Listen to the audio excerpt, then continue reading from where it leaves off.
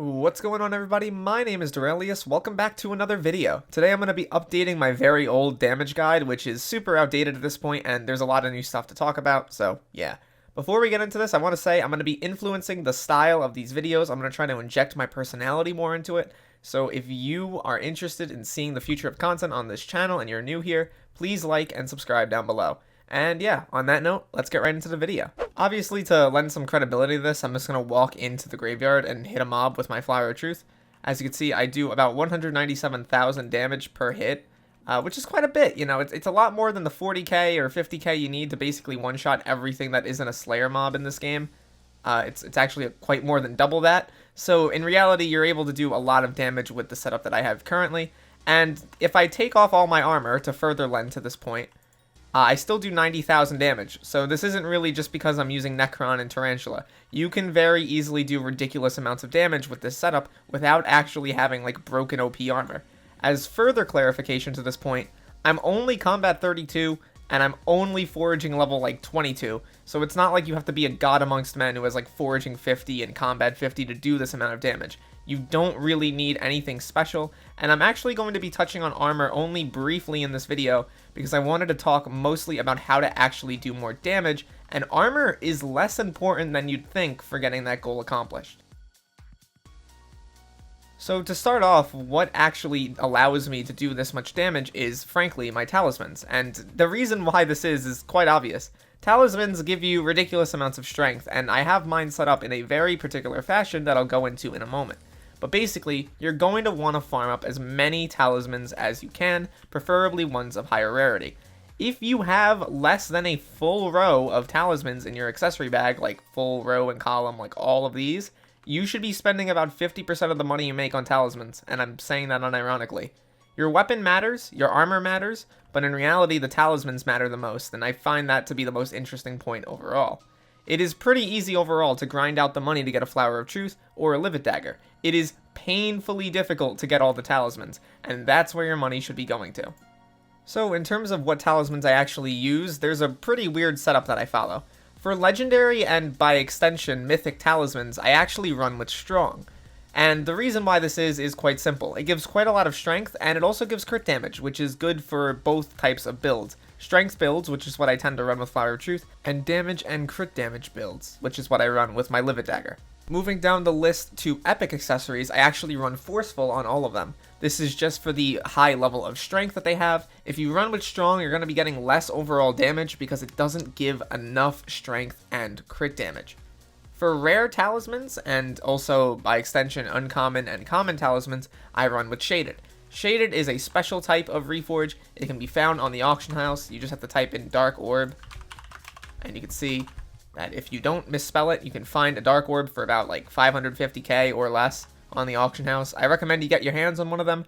It will really help out. You just have to reforge your whole accessory bag there. This specific damage build provides the most overall damage. If I'm mistaken about this, you can yell at me in the comments, but it's what I use and it works really, really well for me personally. Moving on to the second most important thing you're going to need for a good damage build is a good weapon. And what matters here isn't actually the weapon itself, but rather the enchantment that you're using on the weapon, and by extension, the reforge that you're also going to have on it as well.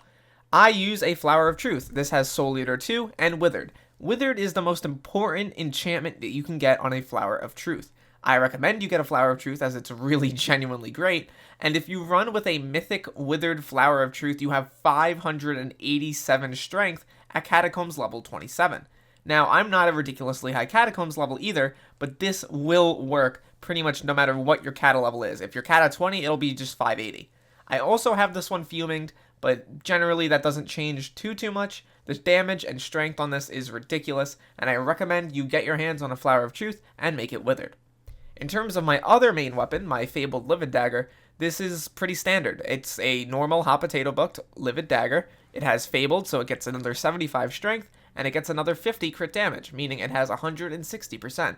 I don't actually have any special enchants on either of these weapons. I mostly run with critical 6 and just general tier 5 enchants on everything else, because to be honest, I don't actually think it's that worth it to like max out for Smite 7 if you don't have all the talismans and you don't have good armor. You're not going to be getting that much of a benefit out of it. Overall, though, when it comes to weapons, you can use pretty much whatever you want in these slots. Even a withered aspect of the end, or a warped aspect of the end, my bad, can do 15k without a crit and 88k with a crit, and this is with no armor on at all, and me using a Baby Yeti pet. So in reality, the damage is not that much different. As you can see, I do 91k with the Flower of Truth. Moving on to our next section, which is armor. By far, the best helmet in the game for doing damage is the Tarantula helmet. I put this bad boy on, and immediately I jump up 26k damage to 116,000.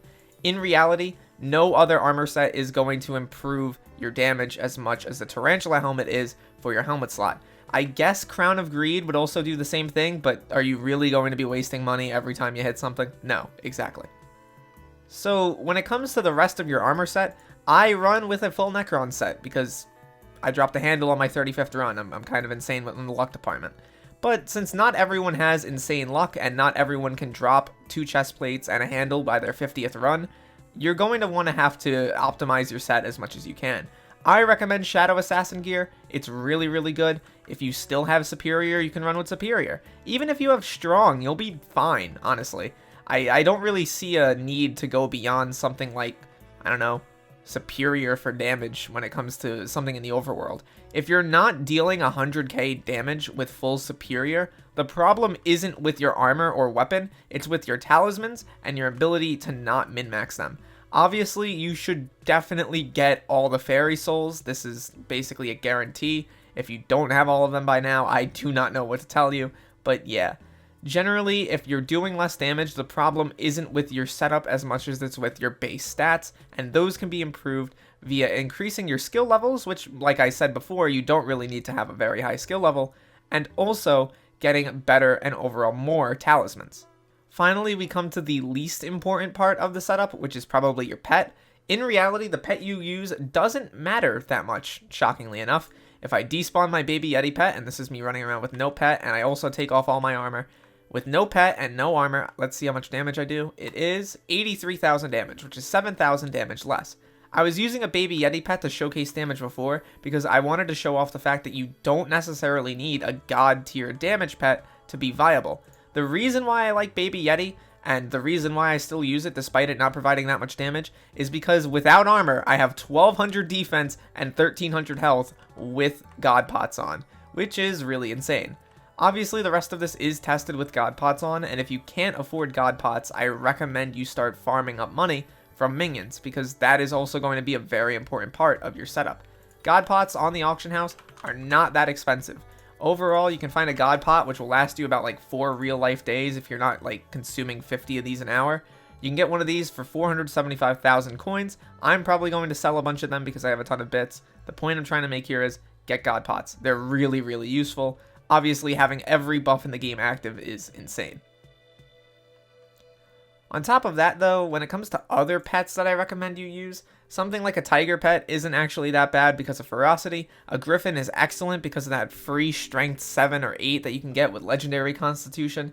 If you have a legendary griffin, you're also getting that strength buff from that final perk, which is really, really insane. It'll make you way stronger. If I put out my griffin pet right now, and I hit a mob, and I actually get a crit, you can see I do about the same amount of damage I do with a Baby Yeti, and that's only because my Baby Yeti has the Antique Remedies held item, which is probably the best held item for any pet with strength. As you can see, my Baby Yeti has 63 strength on it, and that's because of Antique Remedies. It's only level 88, it still has 12 more levels to go. That will be about 70 strength free with my Baby Yeti. Other pets that are really good that I can recommend to you are things like the Ender Dragon pet. It's not as bad as you think. Having an Ender Dragon pet with really high base stats will make you way stronger. Although if you're not willing to shell out that much money, and honestly I wouldn't blame you, something like a Wither Skeleton is excellent as well. Things like, for instance, a Bat pet could also be interesting overall for the spooky events, and generally the rest of the pets I wouldn't bother with, especially not something like a Black Cat, because god, this thing is useless. For Slayers specifically, wolf pets can be excellent. I really recommend you get your hands on one, especially a legendary rarity one. That's just because of the combat XP boost, but there are other benefits to having one as well. Overall though, if you're following the setup pretty closely and your stats aren't like god awful and you've gotten all the fairy souls and you've set up all your talismans to be this level, I'm 99% certain you will be able to do damage over 100k when you're using armor. Most of this video was tested without armor just because I wanted to showcase how easy it is to get up to that level without it at all. And you really are able to get up to this level pretty quickly now. The game has been made easier and easier to get through to endgame. Just update after update, there's just new things coming out, closing the gap. 30virus made a great video on God Pots and why they're so broken for the economy. Although I don't agree with every point he made, God Pots are probably the single most important item for you to do good damage. So if you don't have them, get your hands on them. They're 500k and they last for about 4 in-game days, and they're really, really useful. You should also focus on getting booster cookies when possible. I made a guide a while back talking about how to get your hands on booster cookies for pretty much free, and that guide still remains relevant to this day. A lot of the items on the auction house can be easily traded and sold, and you're able to make a ton of money an hour, which will definitely allow you to get more talismans. If you want guides on that sort of thing, I probably will be able to make some in the near future, but yeah. Generally though, doing damage isn't necessarily about your weapon or about your armor or about your talismans even, or even your pets or things like that. It's a combination of every single one of these factors, and you should constantly be looking to update or improve one of these factors every day.